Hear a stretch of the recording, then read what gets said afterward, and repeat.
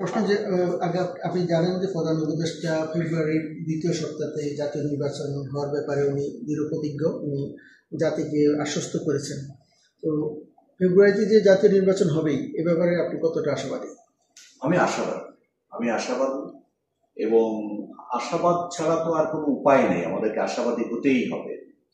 কেননা ধরুন দীর্ঘদিন এদেশের মানুষ ভোটাধিকার থেকে শুরু করে সব ধরনের গণতান্ত্রিক অধিকার, সাংবিধানিক অধিকার থেকে বঞ্চিত। এখন যাদের বয়স প্রায় 40-এর কাছাকাছি চলে গেছে, তারা কিন্তু গত 3 টার্ম একটা ইলেকশনের নামে যে সমস্ত প্রহসন হয়ে গেছে, সেই প্রহসনে কিন্তু দেশের একটা বিরাট অংশ তারা ভোটই দিতে পারেনি এই জীবনে। প্রথম ভোটার যারা হয়েছে এই 3 নির্বাচনের মধ্যে, তারা কিন্তু ভোট দিতে পারে। তারপর অন্যান্য বয়সীরাও তো, যারা বয়স্ক মানুষ, তারাও তো ভোট দিতে পারে না। এই যে দীর্ঘদিন ধরে মানুষ ভোটাধিকার থেকে আরম্ভ করে সমস্ত গণতান্ত্রিক অধিকার, সাংবিধানিক অধিকার থেকে বঞ্চিত, যার জন্য মানুষের মধ্যে যে ক্ষোভ দানা বেঁধেছিল, যে রোষ, যে উত্তেজনা, যে মানে অন্যায়ের বিরুদ্ধে প্রতিবাদ করবার যে স্পৃহা তাদের ভিতরে ধুমায়িত হয়ে উঠেছিল, তার প্রতিফলন ঘটেছিল 5ই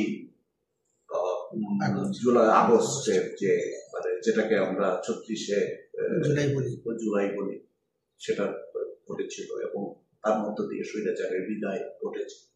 এই যে ফ্যাসিবাদী শাসনের বিদায়, এই যে গণ অভ্যুত্থান, এই যে মানুষের যে জীবনদান, এই যে মানুষের এত প্রত্যয়, এত স্বপ্ন, এত আকাঙ্ক্ষা, এটা কিসের জন্য? মানুষ তার অধিকার ফিরে পাবে, ভোটাধিকার সহ সমস্ত গণতান্ত্রিক অধিকার ফিরে পাবে। ভোটকে, নির্বাচনকে যেভাবে প্রহসনে পরিণত করা হয়েছিল, সেটার জায়গায় একটা সুষ্ঠু, অবাধ, নিরপেক্ষ, শান্তিপূর্ণ, সকলের কাছে গ্রহণযোগ্য, প্রতিদ্বন্দ্বিতামূলক একটা নির্বাচন হবে, এটাই তো আমাদের আশা ছিল। তরুণ সমাজের আশা ছিল, ছাত্রদের আশা ছিল এবং সমাজের সর্বস্তরের মানুষের আশা ছিল। সুতরাং এই যে এত বড় একটা প্রত্যাশা নিয়ে যে এত রক্তপাত, এত বিশাল পরিবর্তন, সেই পরিবর্তন তো মানুষ ভোট দিতে চায়, মানুষ তার অধিকার প্রয়োগ করতে চায়। সুতরাং আমাদের আশা করার চাইতে, আশা তো করতেই হবে আমাদেরকে নির্ধারিত সময় একটা নির্বাচনের জন্য।